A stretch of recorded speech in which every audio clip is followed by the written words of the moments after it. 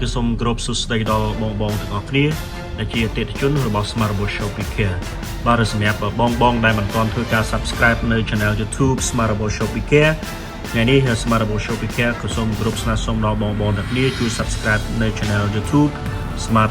Show WeCare ម្នាក់មួយដើម្បីទទួលបាននៅវីដេអូថ្មីៗស្ដីអំពីការធ្វើ Unboxing ក៏ដូចជាធ្វើការ Review ឬក៏ដូចជាធ្វើការ Testing នៅប្រភេទ All-Toy នៅក្នុង Smart Show WeCare យើងខ្ញុំបាទថ្ងៃនេះ Smart Show WeCare នឹងធ្វើការ Review ទៅលើ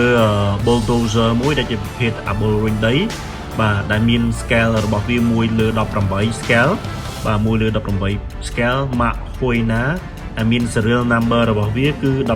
1520 បាទក៏សូមគោរពជម្រាបជូនផងដែរសម្រាប់Huina 1520 នេះគឺជាប្រភេទ All-Toy All-Set Truck ដែល design ឡើងសម្រាប់បងប្អូនដែលមានអាយុចាប់ពី8ឆ្នាំឡើងទៅបាទហើយសម្រាប់លក្ខណៈសម្បត្តិនៃ Bulldozer នេះបាទគឺប្រវែងរបស់វាបងប្អូនគ្នាគឺអាចប្រវែង2ចង្អាមបាទហើយសម្រាប់ប៉ែលរបស់វាគឺជាប្រភេទ die case បាទជាប្រភេទ die case គឺជាប្រភេទប៉ែលដែកបងប្អូនគ្នាដោយបងបានឃើញអញ្ចឹងបាទហើយសម្រាប់កម្រប color នេះគឺជាកម្របដែកដូចគ្នាបាទហើយកង់របស់វាទាំង4គឺជាប្រភេទកង់កស៊ូបាទហើយក៏ចង់បញ្ជាក់ផងដែរថាកង់របស់វានេះទាំង4នេះគឺជាប្រភេទ 4WD drive បាទមាននៅ Vival កង់ទាំង4នៅពេលដែលយើងធ្វើការបញ្ជាចុច remote control របស់យើងឲ្យវាទៅមុខទាំងពីរអញ្ចឹងមានថាកង់របស់វាទាំង4គឺវានឹងរត់ទៅទាំង4បាទបើសិនណាជាយើងបញ្ជាខាងស្ដាំគឺវាវិលតែកង់2ផ្នែកខាងស្ដាំបាទបើយើងចុចទៅខាងឆ្វេងគឺវាវិលតែកង់2ទៅខាងឆ្វេងបើយើងចុចព្រមគ្នាបងគ្នាគឺវាវិលកង់ទាំង4ទៅព្រមគ្នាទាំងតែម្ដងមានតែបើយើងចុចទៅមុខគឺវាវិលទៅមុខទាំង4បើយើងចុចថយក្រោយគឺថយក្រោយទាំង4បាទអញ្ចឹងលក្ខណៈសម្បត្តិនៃការបញ្ជាទៅលើ Tele Remote Control នៃការទៅមុខទៅក្រោយឆ្វេងស្ដាំគឺមាននៅលើ key ទាំងពីរនេះបាទហើយសម្រាប់ការបញ្ជាឲ្យលើកប៉ែលរបស់យើងឡើងឬចុះគឺយើងប្រើប្រាស់នៅ Tele key ចំនួន2នេះបងប្អូនគ្នាបាទកន្លែងនេះគឺ key របស់យើងគឺមាន up បាទមាន up មានន័យថាប៉ែលរបស់យើងនឹងឡើងបាទយើងចុច key យើង down មានថាប៉ែលរបស់យើងនឹងធ្លាក់ចុះម្ដងតិចបាទតែក៏សូមជំរាបជូនផងដែរបងប្អូនគ្នាសម្រាប់ការបញ្ជារាល់ការបញ្ជារបស់យើងនៅពេលដែលយើងបញ្ជាឡានរបស់យើងនឹងមានភ្លើង LED ចំនួន2គ្រាប់នៅខាងមុខបាទហើយ LED នៅខាងក្រោយដែលជាចង្គៀងក្រោយនៅទាំង2គ្រាប់នៅខាងក្រោយបាទបើយើងបត់បញ្ជាមកឆ្វេងគឺវាភ្លឺតែភ្លើងខាងឆ្វេងបើយើងបញ្ជាមកស្ដាំគឺវាភ្លឺតែភ្លើងខាងស្ដាំនោះទេបាទហើយក៏ចង់បញ្ជាក់ផងដែរសម្រាប់ប្រភេទឡាននេះថ្មរបស់វាមានរហូតដល់5គ្រាប់ដែលនៅខាងក្នុងរបស់វាមាន 7.2 វ៉ុលដែលមានកម្លាំងរបស់វាគឺ600 មីលីអាំពែម៉ោងបាទហើយសម្រាប់ឡាននេះទៀតសោតបងគ្នាគឺនៅពេលដែលបងធ្វើការសាកថ្មពេញគឺអាចប្រើប្រាស់បានរយៈពេលចន្លោះពី20ទៅ25នាទីមានថារយៈពេលនៃការលេងរយៈពេលនៃការoperate ទៅលើ Bulldozer នេះគឺមានលក្ខណៈល្អប្រសើរបាទហើយបងគ្នាសម្រាប់ការទិញនៅ All-Toy នៅក្នុង Smart Show WeCare ខ្ញុំតែងតែរំលឹកក៏ដូចជាជម្រាបជូនបងទាំងអស់គ្នាផងដែរគឺយើងថែមជូនថ្ម2គ្រាប់ដាក់ចូលក្នុង Tele Remote Control តែម្ដងដើម្បីបងទៅគឺមានមក complete set អាច operate ទៅលើឡាននេះតែម្ដងបាទក៏ចង់បញ្ជាក់ជូនបងផងដែរថាមុននឹងធ្វើការលេងនៃឡានឬក៏លេងនៅ All-Toy ផ្សេងគឺបងគ្នាត្រូវធ្វើការសាកថ្មជំនុំសិនបាទហើយសម្រាប់ការសាកថ្មគឺយើងធ្វើការសាកថ្មទៅលើដោយ USB cable charger របស់យើងនេះ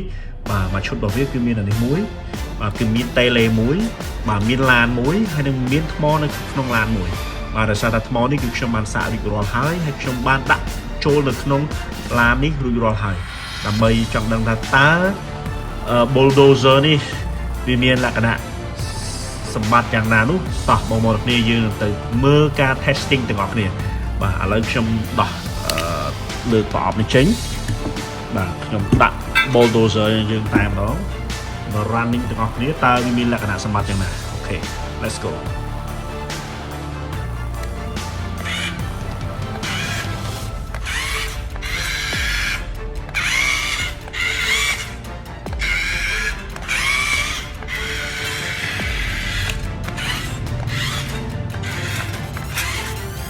នេះបងប្អូនអ្នកនាងនៅពេលដែលខ្ញុំបង្វែរទៅខាង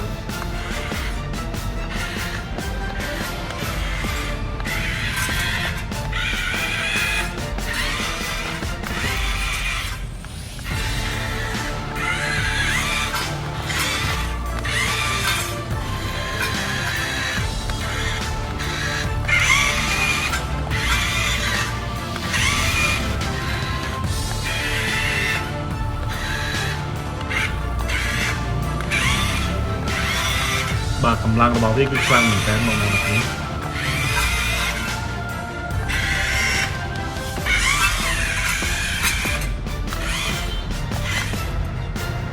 ខ្ញុំធ្វើការចុចបញ្ជាឲ្យវាឡើងជិះចុះនេះ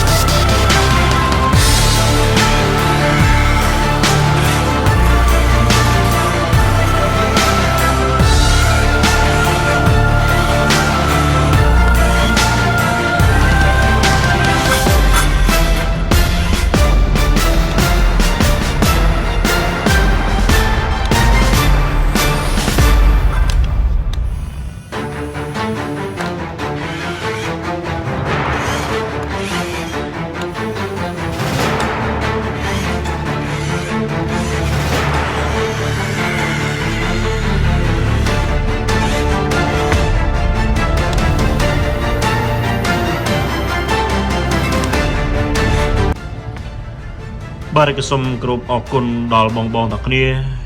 ដែលបានធ្វើការតាមដាននិងទស្សនានៅវីដេអូខ្លីរបស់ខ្ញុំនៃការធ្វើ review ក៏ដូចជាធ្វើការ testing នៅប្រភេទ Bulldozer មួយដែលមាន scale រហូតដល់1/14បាទក៏សូមអរគុណក៏សូមគោរពជំរាបលាបាទ